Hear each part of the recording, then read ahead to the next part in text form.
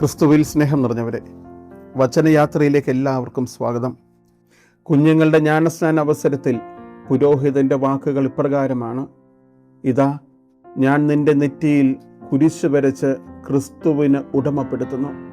അങ്ങനെ ചെയ്യുന്നതിനായി മാതാപിതാക്കളെയും ക്ഷണിക്കുന്നുവെന്ന്. നെറ്റിയിൽ കുരിശ് വരച്ച് ക്രിസ്തുവിന് ഉടമപ്പെടുത്തുന്നു. ചിന്തിക്കേണ്ടത്, എൻ്റെ നെറ്റിത്തടത്തിൽ യേശുവിൻ്റെ കുരിശടയാളം ഇന്നും മായാതെ കാത്തു സൂക്ഷിക്കുവാൻ എനിക്ക് സാധ്യമായിട്ടുണ്ടോ എന്ന്.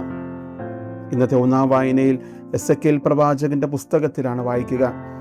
ജെറുസലേമിൽ നടക്കുന്ന മ്ലേച്ഛതകളെ ഓർത്ത് കരയുന്നവരുടെ നെറ്റിയിൽ താവ് എന്ന് അടയാളപ്പെടുത്തുക.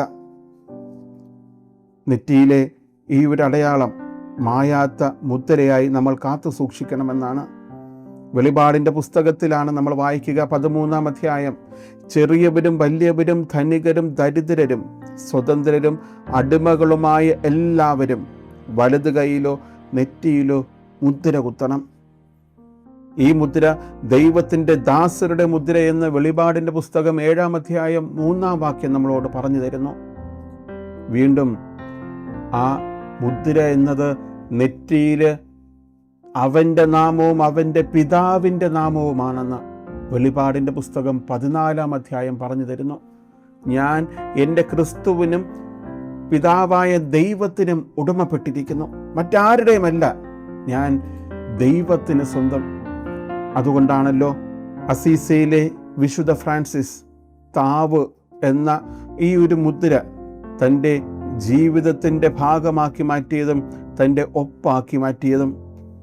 താവെന്നത് അസീസിലെ വിശുദ്ധ ഫ്രാൻസിസിൻ്റെ കണ്ടുപിടുത്തമല്ല, മറിച്ച് 4-ാം ലാറ്ററൻ കൗൺസിലിൽ പോപ്പ് ഇന്നസെൻ്റ് മൂന്നാമൻ 1215 എസെക്കിയേൽ പ്രവാചകന്റെ പുസ്തകം 9-ാം അധ്യായം 4-ാം വാക്യത്തെ പറ്റിയുള്ള പ്രഭാഷണത്താൽ ഇനി മുതൽ ഇതാണ് എൻ്റെ പാതയെന്ന് സ്വയം തിരിച്ചറിഞ്ഞുകൊണ്ട് ഫ്രാൻസിസ് നടക്കുന്ന വഴി, സ്വീകരിക്കുന്ന വഴിയാണ് ഈ താവെന്നത്. ക്രിസ്തുവിൻ്റെ കുരിശ് തന്നെയാണിത്. അത് ഓരോ ക്രിസ്ത്യാനിയുടെയും മുഖമുദ്രയാണ്. ഇന്നത്തെ സുവിശേഷം നമ്മളെ ഓർമ്മപ്പെടുത്തുന്നത്, നിന്റെ സഹോദരനെ ഏത് വിധേനയും നീ നേടണമെന്നാണ്. കുരിശ് മാനവരക്ഷയുടെ അടയാളമാണെന്നും കുരിശ് എല്ലാവരെയും ചേർത്ത് പിടിക്കുന്നുവെന്നും ഈ കുരിശ് സ്വയം മറ്റുള്ളവർക്ക് രക്ഷയായി മാറുന്നു. അപമാനത്തിൻ്റെ ചിഹ്നമെന്ന് വിളിക്കുമ്പോഴും അതിലേക്ക് നോക്കിയവരൊക്കെയും രക്ഷ പ്രാപിക്കുകയാണ്. നല്ല കള്ളൻ കുരിശിൽ കിടക്കുന്ന വേളയിലും ആശ്വാസം കണ്ടെത്തുന്നത് ആ കുരിശിൽ ക്രിസ്തുവിനെ ദർശിച്ചതുകൊണ്ടാണ്. നിന്റെ സഹോദരൻ നിന്റെ വാക്ക് കേൾക്കുന്ന പക്ഷം നീ അവനെ നേടിക്കഴിഞ്ഞുവെന്നാണ് വചനം സാക്ഷ്യപ്പെടുത്തുക. വചനം വാക്കാണ്.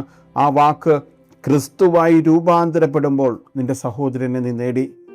പാതിരപ്പിയോ നമ്മളോട് പറഞ്ഞു വെക്കുന്നത് ഇപ്രകാരമാണ്: നമുക്ക് വിശുദ്ധരാകാം. അങ്ങനെ ഭൂമിയിൽ നമ്മൾ ഒരുമിച്ച് വസിച്ചതുപോലെ സ്വർഗത്തിലും നമുക്ക് ഒരുമിച്ച് വസിക്കാം. അസീസയിലെ വിശുദ്ധ ഫ്രാൻസിസിൻ്റെ ജൂബിലി വർഷം ആഘോഷിക്കുന്ന ഈ വേളയിൽ നമുക്ക് കുരിശാകുന്ന ആ താവ് സ്വീകരിക്കാം.